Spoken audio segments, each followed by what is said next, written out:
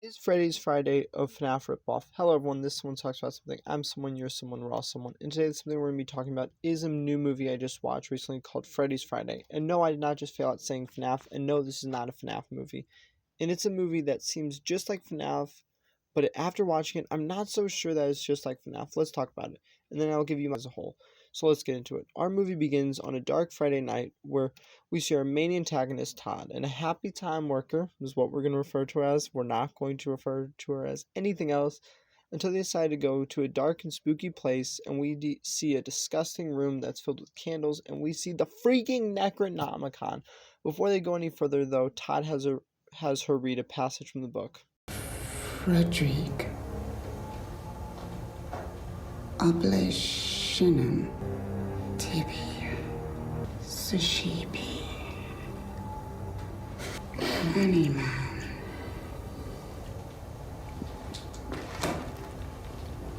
Meow. Once she finishes reading, a huge gust of wind comes in the room, and then we get to see our first look at the crew: Frederick, Humpty, Clown, and Scarecrow. And holy moly, she gets absolutely annihilated, and the scene finally ends with her getting the good, reliable decapitation. Never fails. We then see that Todd needs 2 more sacrifices to appease these things. A little bit later, we get to meet our protagonist, the smart and caring detective, and she is currently interviewing the friend of the girl who just got sacrificed. After arguing about the case with her police chief, I've just been talking with this young girl, Connie. Her friend has gone missing and goes by the name of Anastasia. She is the 6th girl to go missing in as many weeks, and this is the first one to give us some information.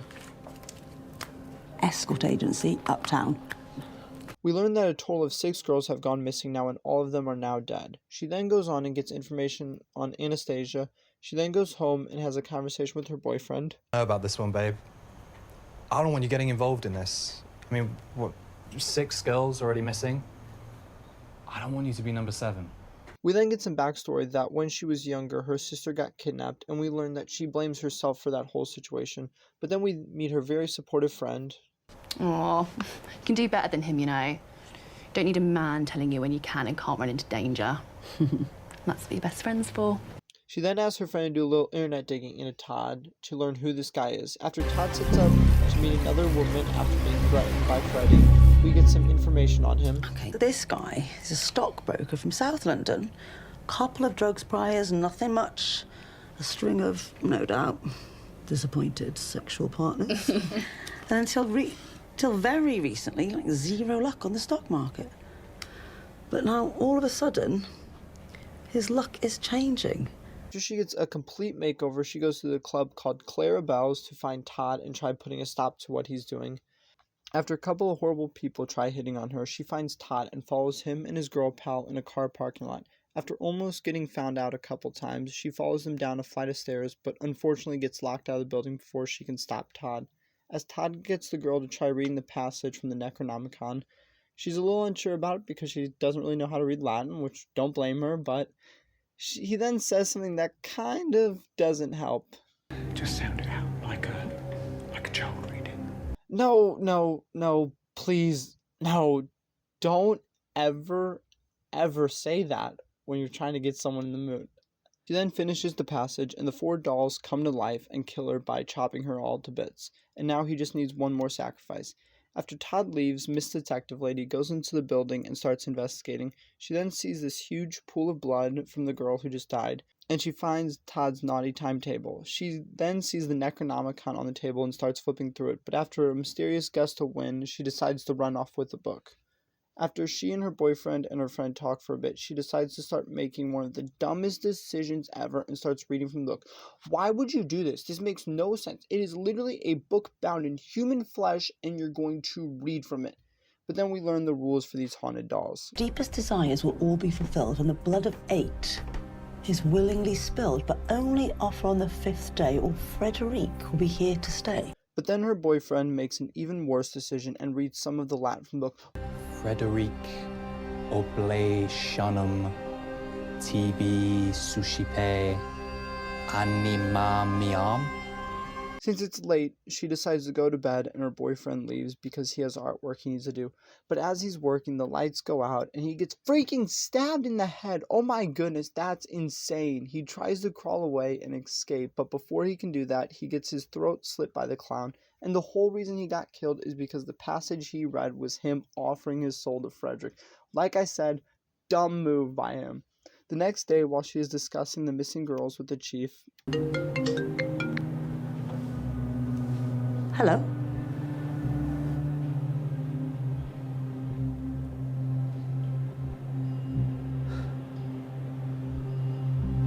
I've got to go.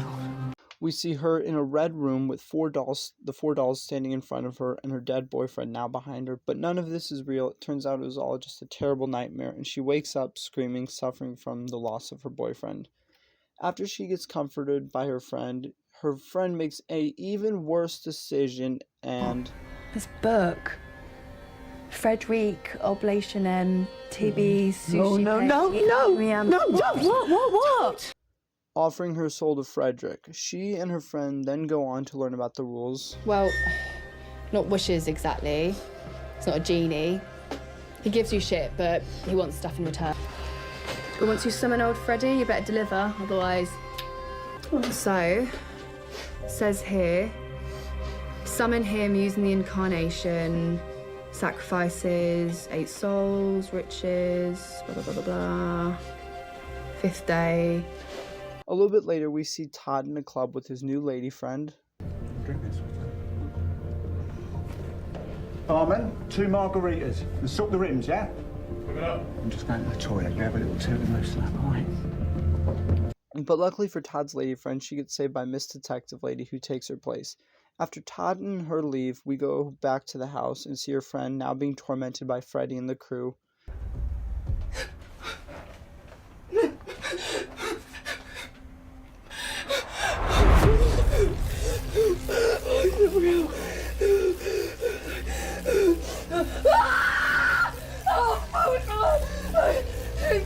You're not real.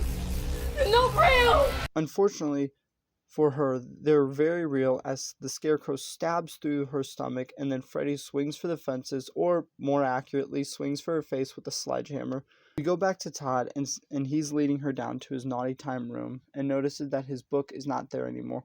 And he acts as you would expect. Where is it?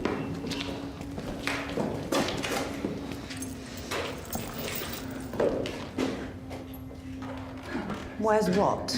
My book! My fucking book is always here! Since Todd truly doesn't need the book, he decides to force her to say the passage, except unfortunately his temper gets the better of him and well... Frederick! I'm praising him! Save me!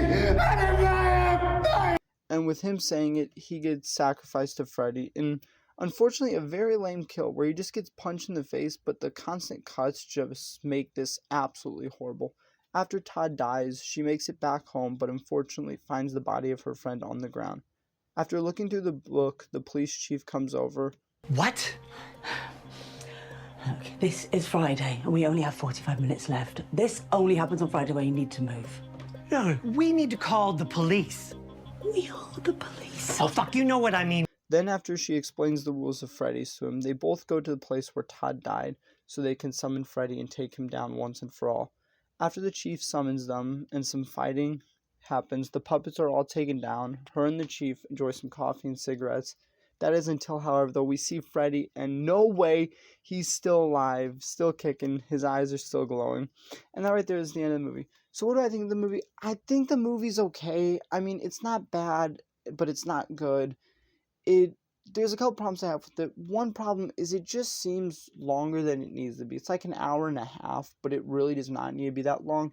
It feels like a student writing a movie and they have like 1,000 words needed, but they only have 500, so they have to stretch out every detail. Like, it feels like it has amazing story beats, but then it feels like those story beats just go on forever and go on way, way, way too long.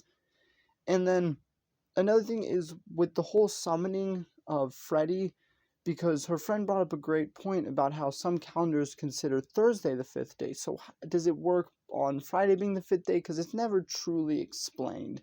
and she kind of just brushes off as calendars being wrong, which by that same logic, your calendar could be wrong. I don't know.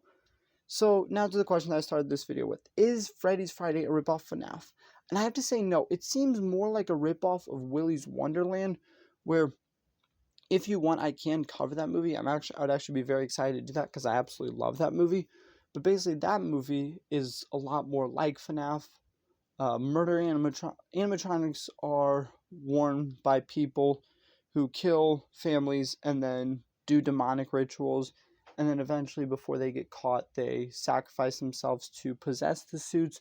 So that is more of a correlation to this movie. So this seems more like a ripoff of that movie. So I would have to say that this is a ripoff of FNAF, if you believe that Willy's Wonderland is a ripoff of FNAF. And there you have it. This is Someone Talks About Something. I'm someone, you're someone, we're all someone. I hope you have an amazing day, and peace out.